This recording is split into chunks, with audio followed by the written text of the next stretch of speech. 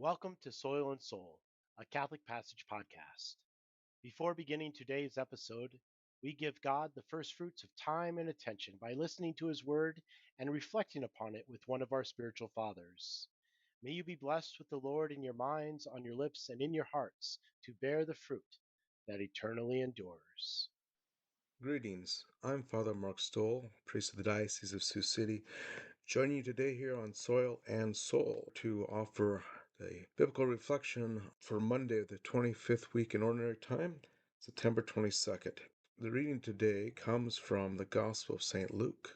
Jesus said to the crowd, "No one who lights a lamp conceals it with a vessel or sets it under a bed. Rather, he places it on a lampstand. Those who enter may see the light. For there is nothing hidden that will not be visible, and nothing secret not be known and come to light. Take care, then, how you hear. To anyone who has, more will be given. From the one who has not, even what he seems to have will be taken away." Jesus instructs us in this parable of this lamp that no one who lights a lamp conceals it in a vessel and hides it under a bed. Rather, it's put on a stand or a table in order for all to be seen. As Christians, we are called to let our light shine. Jesus uses this parable of the lamp to teach us that it's not just enough to hear the word, but we must do something meaningful with what we have heard. In other words, we are to let our light shine. We remember that light that we were given when we were baptized, that light of Christ that was given at our baptism. We're called to keep that light burning brightly. Again, this is not something that is about bragging. It's like, I'm better than someone else. But it's about setting a good example for others. Jesus always talks about humility, humbly doing things, living our life for Him. And so humbly, Jesus asks us to let our light shine. Let the light that Christ has given to us shine brightly. Again, it's all about taking what we've been given, the light of Christ, and sharing with others. Another way we might put this is, it's silly for farmers to buy a bag of seed corn and just let it sit in the bag. It's kind of like letting that lamp sit there underneath a bushel basket or some kind of a container. The seed will do nothing unless it is actually planted so it may grow. You want to see the fruits of that kernels of corn? We plant it and it grows. That's exactly what Jesus is asking us to do, to let what we have been given to grow, to flourish, to be an example to others. Again, we share what we have been given, that light of Christ, that those graces, those blessings that we've been given, what we have heard, and we share that with others, even just by what we believe, what we say, how we say things. Again, it's all about letting that light shine. Again, as Jesus says, no one lights a lamp and conceals it with a vessel. He says we must let His light shine so that others may see that light and follow His way to the kingdom. Take a moment to recall that one does not live by bread alone, but by every word that comes forth from the mouth of God. Pause to reflect upon God's word to you today. Did you notice anything captivate your attention or stir in your heart? While reflecting, share your thoughts with God. When you are ready, resume this podcast. Sit back, relax, and enjoy today's episode of Soil and Soul.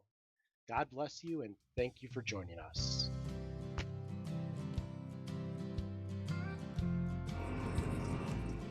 Welcome to Soil and Soul, a new Christian podcast for those who want to invest in yields that count most. 5 days a week during planting and harvest seasons, Soil and Soul looks to help you sow seeds and reap a golden harvest. Hey everybody, welcome back to another week of Soil and Soul. My name is Father Brian Feller and I'm here with Andrew Lauver. Andrew and I go back to my time in Our Lady of the Plains back in Calhoun County, where Andrew and his wife, Mary, raising their family out on the farm and working in a lot of different capacities.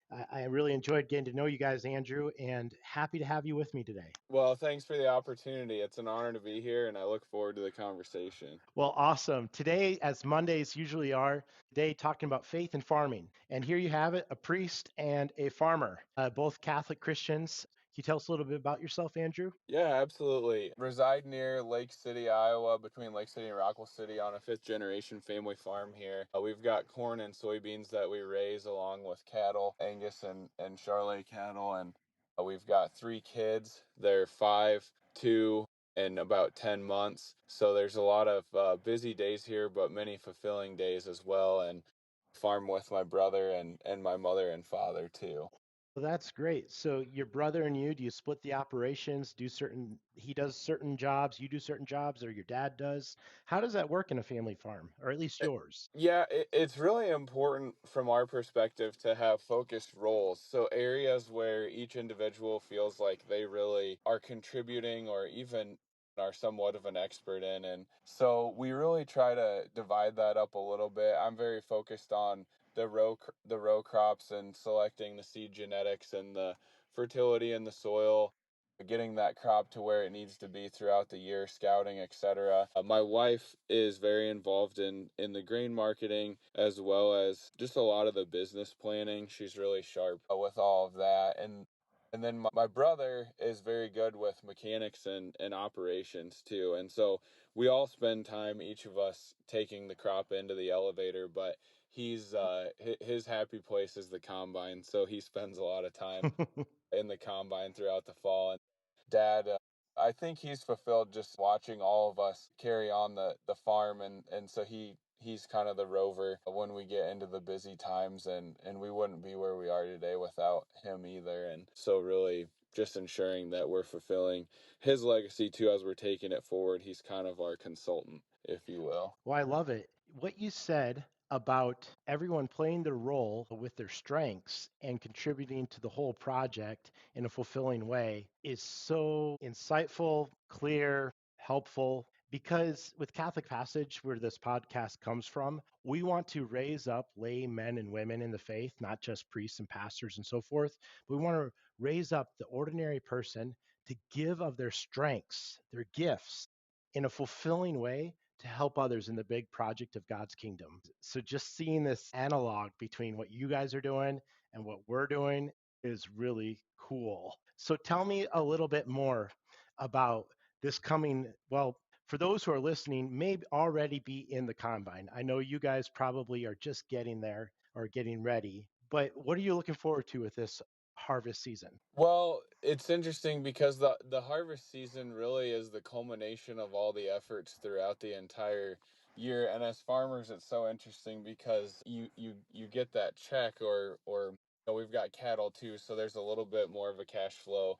Sometimes there still takes a significant time to get there, but with the corn and soybean crop, we take it in at the end of the year, and then that enables us to plan for the next year and invest in that crop in the next year. So I think there's some elements of harvesting what we sow at the beginning of the year. And then the other element to me is really the family time. We spend Yeah. more time together as a family during the harvest season than we do at any point throughout the year. We actually were just talking about that yesterday as we got together as a family for a meal that during harvest season, not one person individually can get the job done. Whereas during planting season, 1 to 2 people can really get a lot of the work done.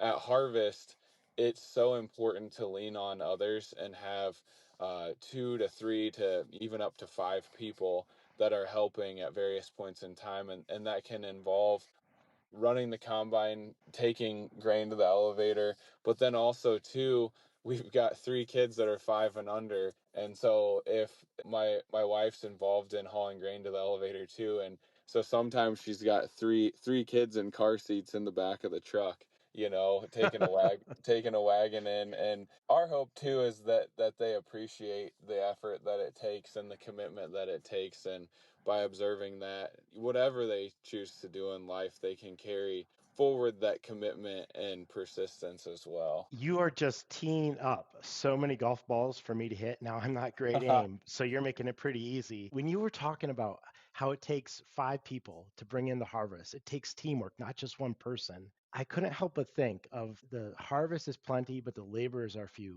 Pray to the Lord of the harvest to send out laborers into his harvest. And I know I'm talking about the kingdom and the salvation of souls and How true is it takes teamwork to do God's work, not just in the field, but in the vineyard of the Lord with the salvation of the world and sharing the freedom of the gospel with people. It doesn't just take a pastor or a priest or a deacon or a minister. It takes the whole family of God, just like your family. Now, Andrew, when you were talking, you didn't mention this, but I can't but help but think of the priest, not as a Yes. combiner, but as the one bringing out lunch and dinner and supper to keep the Yes. laborers going. Yes, yes. And that's what's so important too is, and my wife does a lot of that work. Often she will create meals that then we freeze and then are easy to heat up, like casseroles, etc. And that is such an important part of it too. We're not in our regular schedules during the harvest season, and we're spending time working 12 to 14 hours a day, for example, when weather permits. And so with that being the case, it's very important to have that fuel, literal fuel that's fueling us through food and breaking bread together. And often that's at the end of the turn rows, or the end rows, as far as that goes. And so there's a lot of family time there as well. And often it's right out of the minivan or the back of the truck, etc. Wow, and then do you get to see the kids when usually at those meal times? Yeah, at the meal times, absolutely. And so then that's fulfilling because it reminds you of why you're out there. There's some long days where you feel like I think at the beginning of the season it's quite exciting, or hopefully is exciting for any family. And then you get into it. In the last several years, we have not really had any rain delays, so you just kind of every day it can be a bit of a marathon, and when you get that time with the kids, I feel like it rejuvenates you and reminds you why you're there. And there are so many times too that you're in the tractor, or whether it's with the livestock here too, that you're reminded that you're a steward of the land, and we're just taking care of it for the Lord too. It's the Lord's creation, and we're here as the stewards of it. And so we just have to do the best we can, and through the gifts of God, which are our children too, that we're leaving it in a place where it can sustain them and future families too, years from Right, now. right, and the harvest we pray benefits not just our families here in now in the state of Iowa, but other families elsewhere where they don't have the means or the opportunity to grow their own food. And Absolutely. I was thinking when you said that your kids are gifts and you're speaking of being a stewardship of the land, of now we don't own our children, but they're gifts from God, but to take care of them even more than we take care of the land, and Mhm. to care about them even more than we care about the harvest. And like you said, when you see the kids, it reminds you of the purpose for which you work. Mhm. I just really love that. What do you hope your kids learn or soak in or catch by growing up on a farm or being around agriculture? I think our hope is that they appreciate the gift of life, first and foremost, and the importance of the life that they have that's been given to them by God. And as parents, we're here to steward them too, but it's their job to care for, whether it's the land here or uh, the focus that they have at school. Our 5-year-old's entered school here this year, and just going about her life with treating others as they should be treated, which my hope is through the first 5 years of her life, she's learned through observing us work as a family, but also taking care of her animals. She just in the past week showed a heifer at the county fair, and the care that she has for that animal, with the feed and the water and the hay and the bedding and all of those things. I often think back, actually, around Christmas time, to the nativity and Jesus being born in the stall amongst the straw and the animals, etc. That it is quite literally one of the greatest opportunities to have in terms of an occupation, to take care of the animals, which are not ours, even though they're registered to us, or by legal means they would be under, our property.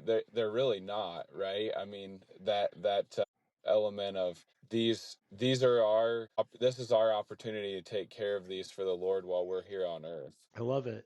When you were speaking about the different necessities that your daughter has to be attentive to while taking care of the cattle, the heifer, I couldn't help but think about taking that same skill set as a farmer, as a livestock breeder to our family. Now kids are not livestock, but that attentiveness to giving the livestock what they need when they need it, whether it's bedding, food, water, all for the purpose of growth. Now, we are motivated by money at times to try to get the most poundage and then the best price and so forth. And I appreciate what you said about taking care of the animal for the animal.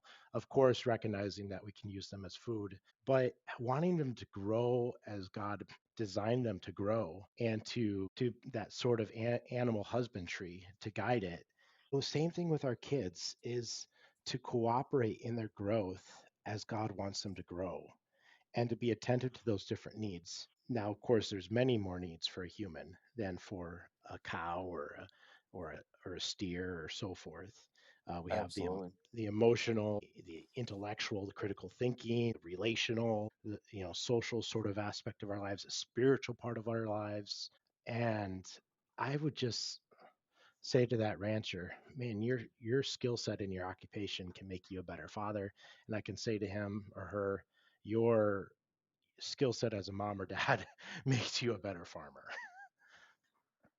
Absolutely. And I think one of the things I think about, I had actually another parishioner tell me one time from a business perspective, I was going to meet with him, and he said very rarely does his plan go the way that he plans on the farm. And he has hundreds of head of feeder cattle that he's feeding, and then row crops as well. But I think about his words often and our lives, that a day on the farm rarely goes exactly how we planned it to. There are interruptions, and there are opportunities that arise and difficulties, and I think that keeping in mind that our lives, just like the work on the farm here, rarely goes exactly how we might have it planned, and being flexible with that and understanding that while we aren't sure why certain things are happening, there's a reason, that they're happening, and there's a bigger plan than we can understand. I think from your initial question about the children, making sure that, who knows where they'll end up, right? They could live 5 states away in one of the biggest cities in the world.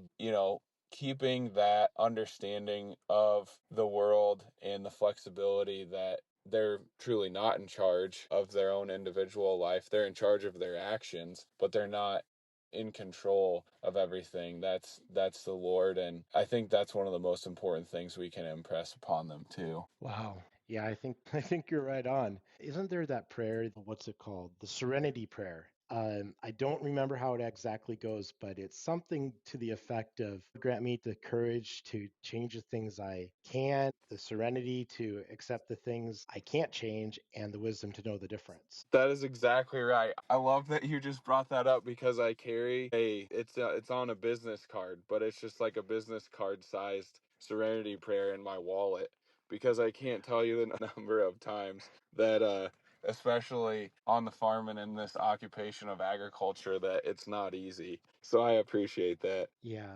With thanks, Andrew. I was thinking about something you said a few days ago when I asked you to do this interview. And I thought, wow, that is a wise response. I asked you about doing the interview and considering some other work with Catholic Passage with Soil and Soul. And you said, well, Father, I'm going to talk to my wife because we have a standing rule about time. And can you tell me more about that to let our listeners hear what you told me? Well, absolutely. And I credit the church with developing this for us. So when we met in school, in college, and we went through, when we got engaged and were to be married, we went through our marriage classes, and we had mentors that were assigned to us too. And through that programming, we got to know each other so much better, and on a level that through their questions helped us to understand further what was important to make a marriage work. And one of the things we developed out of that was a financial as well as time commitment parameter. So, from a financial perspective, any time during our individual days, because during the workday we don't spend a lot of time together, we have a $150 limit. So, if it's $150 or less, just go ahead and do what you need to do. But if it's more than that, then we need to pause or at least call each other, to make a decision or make that decision a few days from now.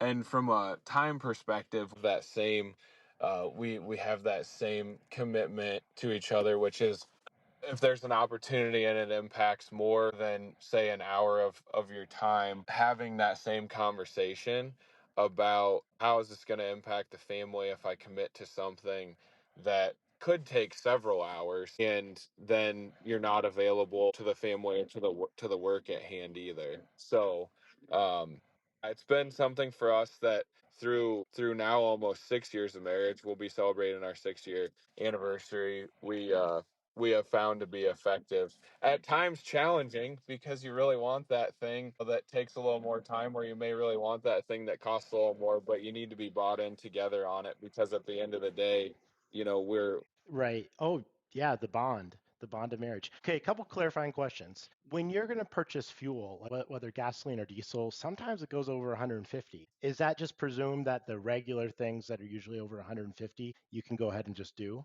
Yeah, it's a good question. So, especially when it comes to the farm, there are some expenses like booking fuel, etc., that obviously that's going to cost more, and that's more of a standard, like we have to have this to be operating. But even so, we do talk about it. So I let Mary know when we've got something that we need to be purchasing or when I'm in communication with a supplier, because one of the most challenging things in our lives in general, but even more so in a marriage, is not surprising each other in a marriage. Sure, there are times where there's good opportunities to surprise the other individual, but the challenge really of making sure that through communication you're on the same page and you're not making a purchase or committing to something and then saying in the evening, "Hey, just wanted to let you know I did this today and I hope you're excited about it." That's also not a great position to be in. And I don't think we'd want that in our friendships either. That our friends, we're rowing in one direction and then all of a sudden there's an audible in what we thought was going to happen, what didn't happen. And so we try to have a commitment to that, and the same is true for our kids, and just trying to keep that same principle. Well, when I listen to you, I can't help but think about passing on that sense of partnership, friendship, communication to your kids in the context of farming. And it's in this context of farming and all those operations that give you all these opportunities for this communication that shows that the partnership, the bond of your friendship, your marriage comes first and is foundational for everything. And as your kids see this in the culture of your home and of your farm, they can acquire it, and that's what they and can anticipate marriage to be, and can work towards one day, God willing, in their own marriages and families and so forth. And so faith and farming really are going together just in how you're living. Faith is, yes, talking about our faith, sharing our experiences of Jesus with our kids and going to mass. And it's also being put into practice in just how we live. Absolutely. So this has been really great, Andrew, today. Tuesdays, we have something called Tuesday Toolbox, where one of our hosts talks about one of their favorite tools or a tool they use more often than not, or just some interesting tool that they use on the farm or ranch. And so in a moment, I want to ask you what tool fascinates you or do you find very helpful? And then the hosts also on Tuesdays will maybe use it as a metaphor for something in life or in faith or spirituality or prayer. Yeah. Kayla, Kayla Venner, one of our hosts, she's getting ready to talk about more technological tools that she uses. I remember one host talked about pliers. Yeah. So what about you? What tool comes to the top of your mind right now? So I love the question because it's such a important one, and too often in life I feel like we take certain things for granted. And for me it's the hitch pin. So the hitch pin, we have all of these implements on the farm, and then we have all of these motors, whether it's in trucks, tractors, etc.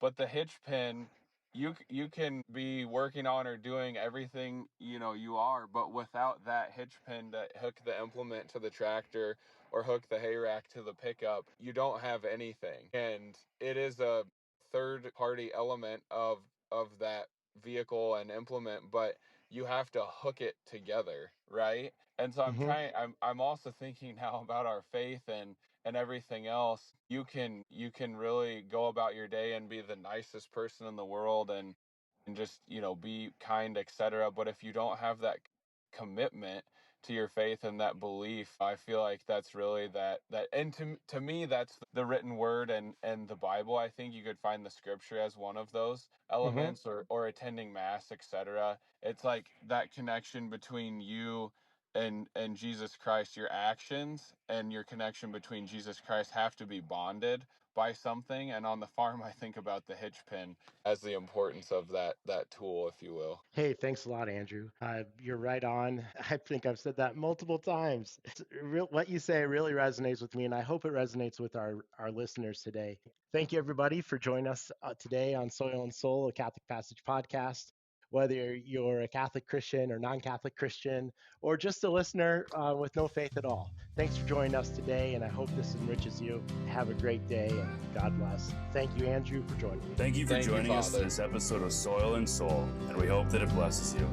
Please stay tuned during the week for the other daily shows that we offer as part of this special ministry project we're providing during the peak seasons of planting and harvest.